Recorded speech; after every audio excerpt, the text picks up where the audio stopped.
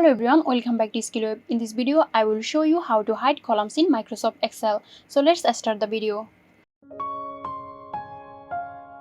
First, open your Excel worksheet containing the columns you want to hide.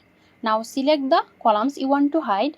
Once the columns are selected, right-click on the selected columns and from the context menu, choose Hide.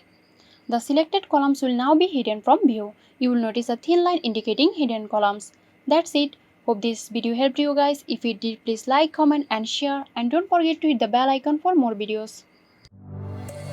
This video is sponsored by Zerosoft. Zerosoft offers graphic design, UI UX design, digital marketing and web development.